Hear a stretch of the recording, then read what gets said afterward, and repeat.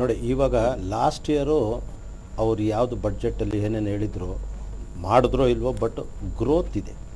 14ರಿಂದ 17% growth ಇದೆ GSTP, ಅದರಲ್ಲೇನೂ ಇದಿಲ್ಲ. Collections ಚೆನ್ನಾಗಿ ನಡೀತಿದೆ. ಆದರೆ ನಾವು ಅವ್ರಿಗೆ ಹೇಳ್ತಿರೋದು ಏನು ಅಂದರೆ, ಸರ್ ನೀವು ಇದು ವಾಣಿಜ್ಯ ಮತ್ತು ಕೈಗಾರಿಕೆ ಜನರು ಮಾಡ್ತಿದ್ದೋದು ಹೊರತು ನಿಮ್ಮ ಪಾಲಿಸಿಗಳು ಸ್ವಲ್ಪ ಚೆನ್ನಾಗಿ ಮಾಡಬೇಕಾಗಿತ್ತು ಅಂತ. ಅದರಲ್ಲಿ ಒಂದು 2-3 ಕೆಲಸ ಒಳ್ಳೆ ಕೆಲಸಗಳು ಮಾಡವ್ರೆ, ಅದು ನಾವು ಸುಳ್ಳು ಹೇಳ್ಕೊಡ್ದು. ಸಕಾಲ ಪ್ರೋಗ್ರಾಮ್ ಮಾಡಿರೋದು ಭಾಳ ಒಳ್ಳೆ ಕಾರ್ಯಕ್ರಮ ಮಾಡಿದ್ದಾರೆ. ಹಾಗಾಗಿ ಈ ಗವರ್ನೆನ್ಸು ವ್ಯಾಟಲ್ಲಿ ತೊಗೊಂಬಂದಿದ್ದರಿಂದ ಇವಾಗ ಕರಪ್ಷನ್ನು, ಬಿಲ್ ಇಲ್ದಂಗೆ ಹೋಗೋದು, ಇದನ್ನೆಲ್ಲ ಆಲ್ಮೋಸ್ಟ್ 90% ಥ್ರೂ ಆಗಿದೆ. ಸ್ವಲ್ಪ ಸೋರಿಕೆಲ್ಲ ಹೌದೌದು.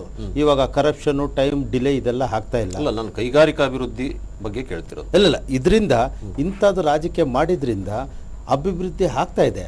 ಬಟ್ ಇವಾಗ ನಮಗೆ ಜನರಲ್ ಆಗಿ ಗ್ಲೋಬಲ್ ಎಕನಾಮಿಕ್ಸ್ ಏನಿದೆ ನೋಡಿ, ನಮ್ಮ ಬ್ಯಾಂಗ್ಳೂರು, ಕರ್ನಾಟಕ ಆಗಲಿ ಮೋರ್ IT ಆ್ಯಂಡ್ BT.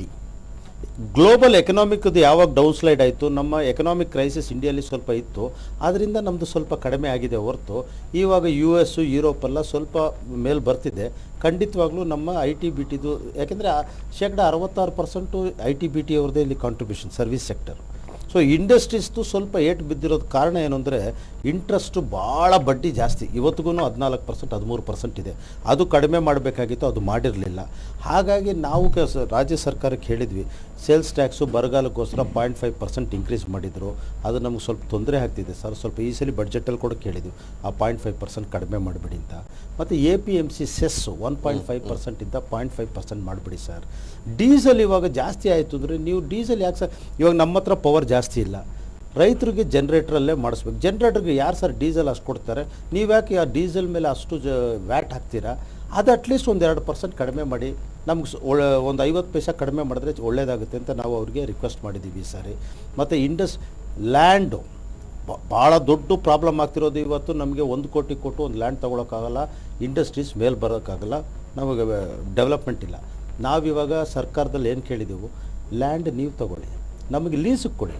ನಾನು 10 ವರ್ಷ ಓಡಿಸ್ತೀನಿ, 10 ವರ್ಷ ಆಗಿದ್ಮೇಲೆ ನಾನು ಓಡಿಸ್ಲಿಲ್ಲ, ನಾನು ಆಚೆ ಹೋಗಿ ಇನ್ನೊಬ್ರಿಗೆ ಕೊಡ್ರಿ. ಬಟ್ ಹಂಗಾಗಿಲ್ಲ ಅಂತ ಗೌರ್ಮೆಂಟ್ ಅದು ಮಾಡು ಅಂತ ಹೇಳಿದ್ವಿ, ನಾವು ಮಾಡು ಅಂತ ಹೇಳಿ ರಿಕ್ವೆಸ್ಟ್ ಮಾಡ್ತೀವಿ. ಯಾಕೆಂದರೆ ನಾನೇನು ಮಾಡ್ತೀನಿ, ಒಂದು ಸೈಟಿಗೆ 4 ಸೈಟ್ ತೊಗೊತೀನಿ, ಒಂದು ಸೈಟಲ್ಲಿ ಫ್ಯಾಕ್ಟ್ರಿ ಇಡ್ತೀನಿ, ಒಂದು 3 ಸೈಟ್, ಆಮೇಲೆ ಒಂದು 5 ವರ್ಷ ಆದಮೇಲೆ ಮಾರಿಬಿಟ್ಟು ದುಡ್ಡು ಮಾಡ್ಕೊಂಡು ಹೋಗ್ತೀನಿ. ಅದು ಇರೋದ್ರಿಂದನೇ ಇವತ್ತು ಡೆವಲಪ್ಮೆಂಟ್ ಇಲ್ಲ. ನೀವು ಲೀಸ್ ಕೊಡಿ, ಬಾಡಿಗೆ ಕೊಡಿ, ನನಗೆ 10 ವರ್ಷ ನಾನು ಫ್ಯಾಕ್ಟ್ರಿ ಓಡಿಸ್ಲಿಲ್ಲ, ನಾನು ಆಚೆ ಓಡಿಸಿ ಇನ್ನೊಬ್ರಿಗೆ ಕೊಡ್ರಿ. ಆ ಲ್ಯಾಂಡು ಲೀಸಲ್ಲಿ ಕೊಡೋಕ್ಕೆ ನಾವು ರಿಕ್ವೆಸ್ಟ್ ಮಾಡಿದ್ದೆವು. ಅದು ಮೋಸ್ಟ್ಲಿ ಬಹುಶಃ ಆಗಬಹುದು ಅಂತ ಕಾಣಿಸ್ತದೆ ನನಗೆ. ನಾವು ರಿಕ್ವೆಸ್ಟ್ ಮಾಡಿದ್ದೀವಿ ಅವ್ರಿಗೆ.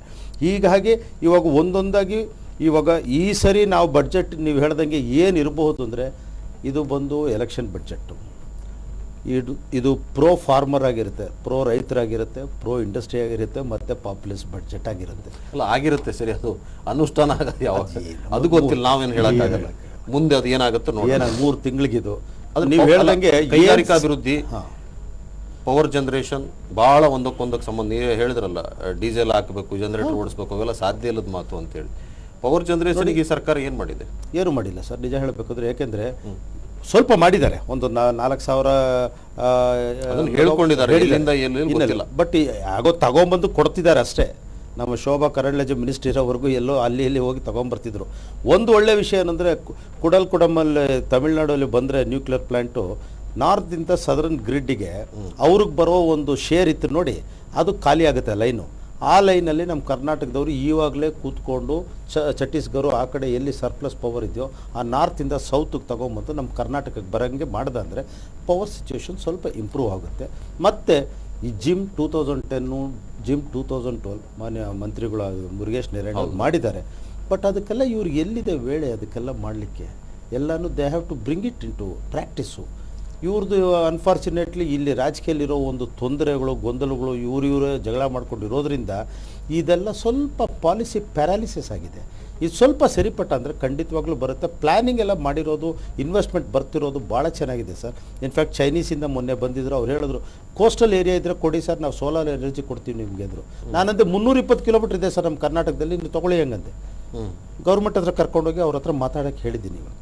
ಸೊ ಅಂಥದ್ದು ಬರೋದು ಒಳ್ಳೆ ಚಾನ್ಸ್ ಇದೆ. ಬಟ್ ನಮ್ಮ ರಾಜ್ಯದಲ್ಲಿ ಇರೋ ಒಂದು ನಮ್ಮ ಮಿನಿಸ್ಟ್ರುಗಳಲ್ಲಿ MLA ಅವ್ರವ್ರ ಜಗಳಗಳನ್ನ ನೋಡ್ಕೊಂಡಿರೋದ್ರಿಂದ ಈ ಆ ಅಭಿವೃದ್ಧಿ ಸ್ವಲ್ಪ ತಡ